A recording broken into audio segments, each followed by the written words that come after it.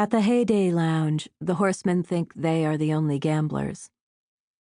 They file in each morning, their shoes dusty and their pockets jangling with coins like parishioners.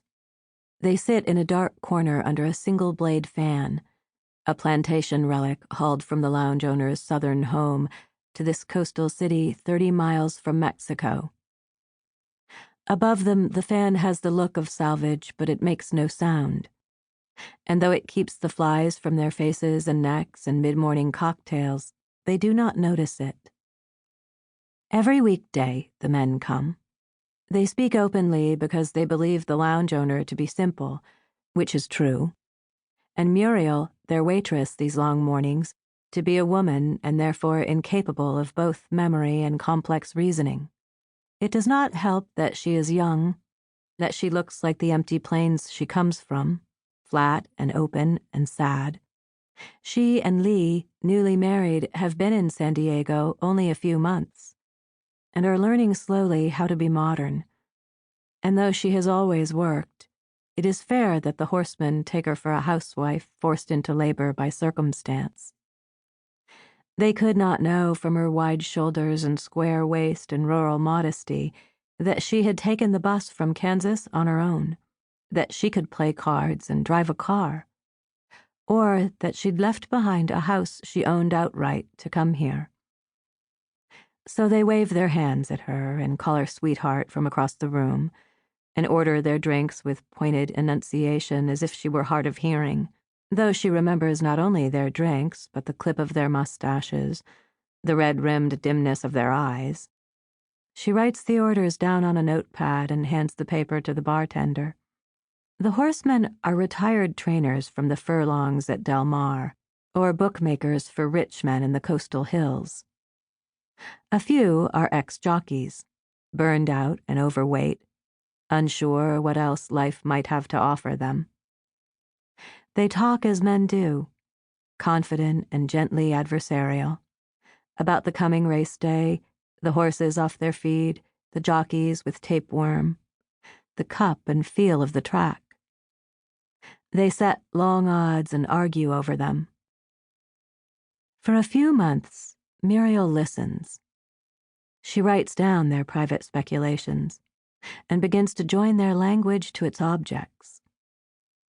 When her shift ends at 2, she walks toward the sea and takes a late lunch at a restaurant where she works a second job on the dinner shift.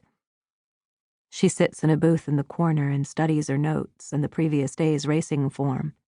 She might rise and walk then, along the rolling line of surf. She thinks of horses and her mother and the day she was married. As she walks, she collects shells and beach glass and slips them in the pocket of her sweater. Before she returns to work, she unfolds the pocket and dumps these same items back onto the beach.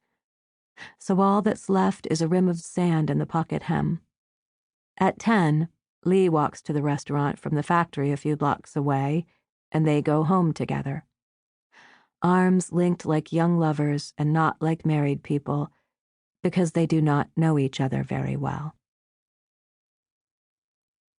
Then, in early December, Muriel has a night off from the restaurant, but tells Lee she's working. In the drugstore across the street from the Heyday Lounge, she buys a pair of sunglasses she considers ridiculous. They cover her eyebrows and half of her nose, and make her look much older, like a woman in possession of a fortune or a married lover. She buys a sun hat and a thin scarf printed with flowers. She removes her sweater, though her arms show, and she worries they will burn in the low winter sun and make her sleep difficult. She takes a 20-minute bus ride to the Del Mar Fairgrounds. The bus winds around Jimmy Durante Boulevard, and from the windows of the bus she can see the grand entrance to the track, the high hedges and the waving flags. A statue of Bing Crosby, the track's founder and financier, gleams hard in gold in the afternoon light.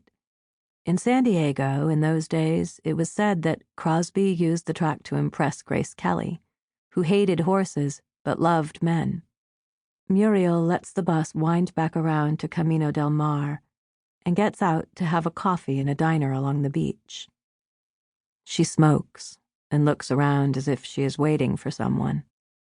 Her shoulders are warm, and the bridge of her nose sweats under the sunglasses. The sea is soft and cold-looking. From the beach, several others watch as a woman wades out to the breakers and stops. Muriel thinks of her mother, who had told her about the shore at Galveston, where she had been once with a man Muriel knew was not her father.